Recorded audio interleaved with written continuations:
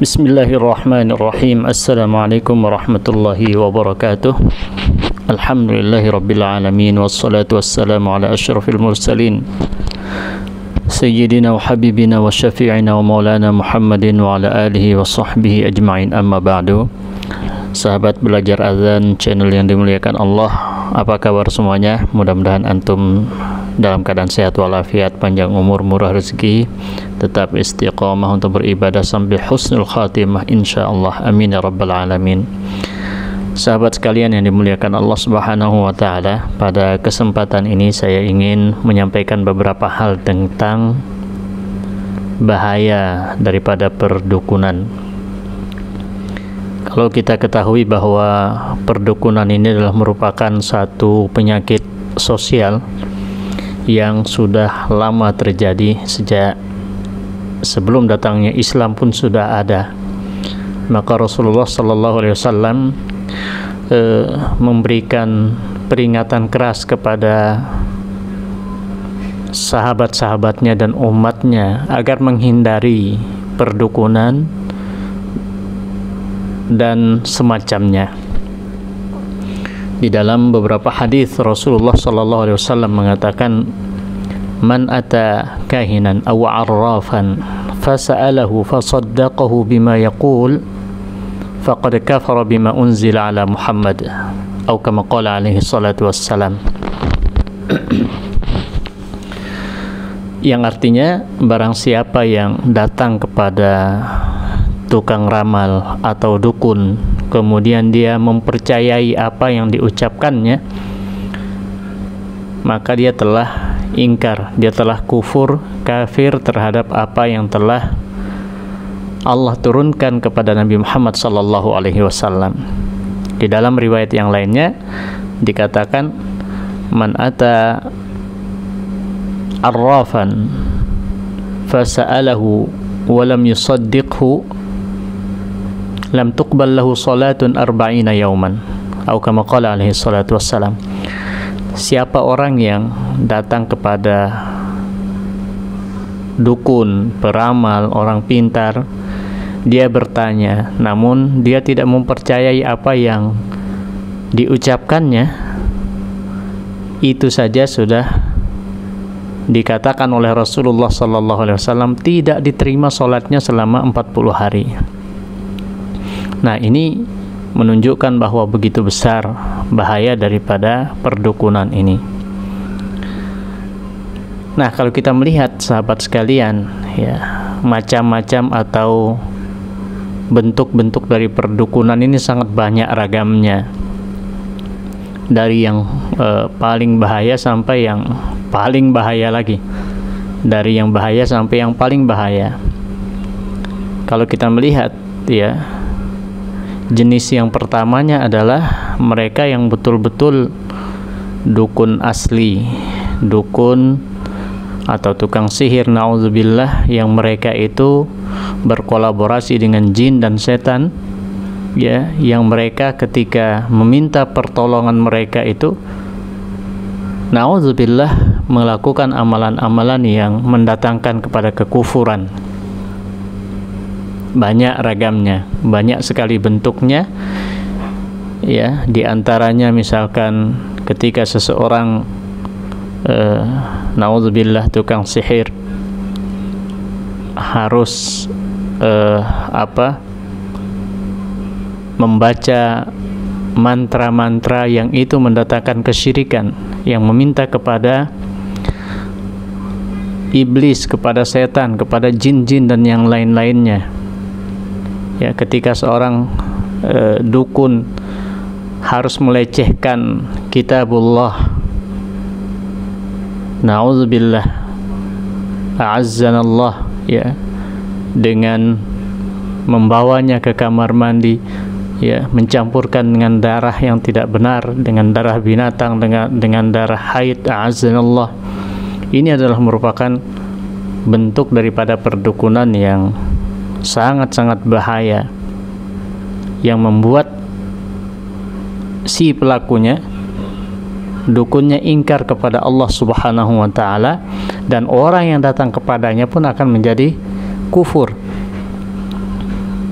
Nah, kemudian ada macam yang lainnya. Ada dukun-dukun yang secara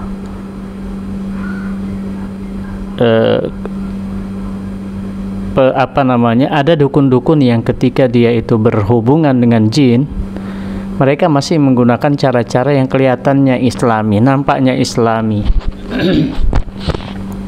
Mereka memanggil jin dengan, boleh jadi dengan lafaz-lafaz yang kelihatannya baik, benar, mengucapkan ya Jabbar, ya, atau ya Aziz, tapi dengan cara-cara yang keliru. Dia membaca Al-Qur'annya disalahgunakan. Kulhu Al-Ikhlas hanya untuk apa? Untuk membakar kertas misalkan. Ini adalah merupakan bentuk perdukunan. Terlepas dari itu adalah merupakan trik daripada sulap ataupun tidak, itu adalah merupakan bentuk daripada perdukunan. Ini yang harus kita hindari. Orang yang melakukannya harus bertaubat kepada Allah. Dia harus takut kepada Allah, jangan sampai dia melakukan hal-hal yang seperti itu. Al-Quran tidak digunakan untuk kesaktian seperti itu. Asma'ullahil husna tidak digunakan untuk mendapatkan kekebalan. Ayat-ayat Allah tidak digunakan dengan cara dipotong-potong. Nah, maka bagian yang ini perlu untuk kita berhati-hati. Dia akan lebih bahaya dampaknya bagi masyarakat ketimbang dukun yang macam pertama tadi, level yang pertama itu. Kalau level yang pertama, mereka tidak akan muncul di media, tidak akan kita lihat di sosial media. Namun bagian yang kedua ini boleh jadi sudah nampak, sudah kelihatan, mengiklankan dirinya dengan cara-cara yang sangat-sangat baik. Ya, ini adalah sesuatu yang tidak diperbolehkan. Nah, yang lebih bahaya lagi sahabat sekalian, apabila perdukunan ini dibungkus secara rapi, secara indah dengan pakaian agama. Ketika seseorang, dia menggunakan jubah, dia menggunakan tasbih, dia membawa surban ataupun yang lain-lainnya yang menunjukkan bahwasanya dia adalah seorang yang soleh, seorang yang baik, tapi menggunakan cara-cara perdukunan, ini sangat jauh lebih berbahaya dampaknya bagi masyarakat, bagi umat. Kenapa demikian? Karena sangat mudah seseorang itu akan percaya, sangat mudah seseorang itu untuk memperhatikan orang tersebut, sangat mudah untuk terbius dengan cara-cara yang mereka lakukan, seolah-olah itu adalah merupakan ajaran daripada agama Islam. Nah, ini yang harus kita berhati-hati. Diri kita sendiri, anak-anak kita, keluarga kita harus kita jauhkan dari hal-hal yang seperti itu. Ada orang yang boleh jadi dia berpakaian ya seperti orang-orang yang masya Allah saleh, tapi dia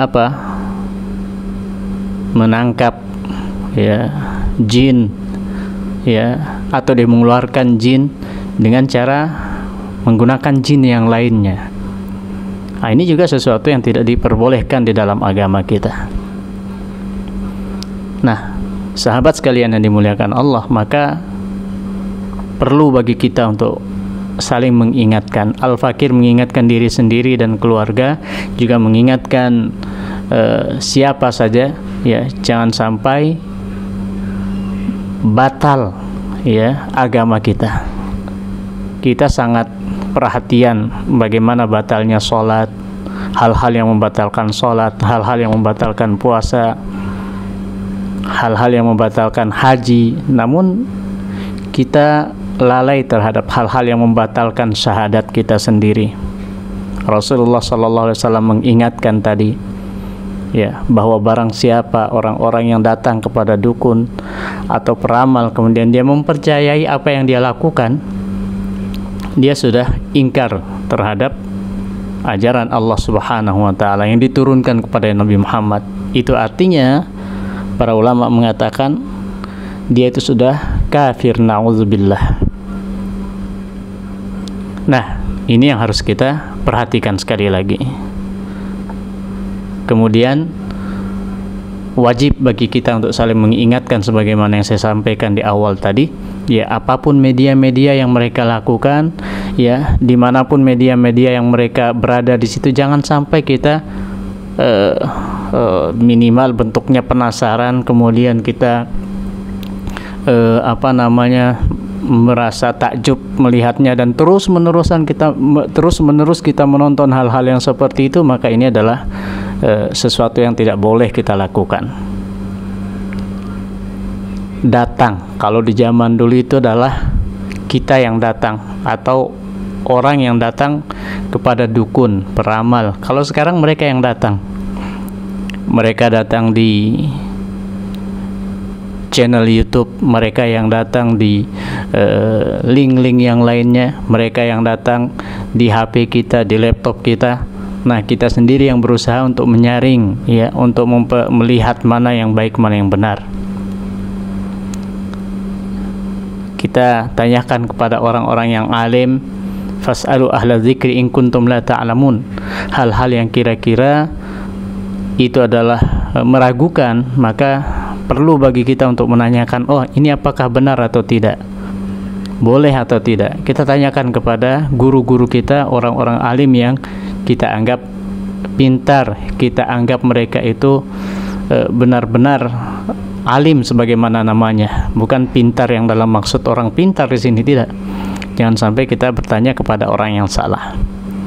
Nah, itulah sahabat yang dimuliakan Allah Subhanahu wa taala, sedikit apa yang ingin saya sampaikan di dalam kesempatan ini. Mudah-mudahan bermanfaat untuk saya pribadi dan kita semuanya. Mohon maaf atas segala kekhilafan. Terima kasih atas segala perhatiannya. Assalamualaikum warahmatullahi wabarakatuh.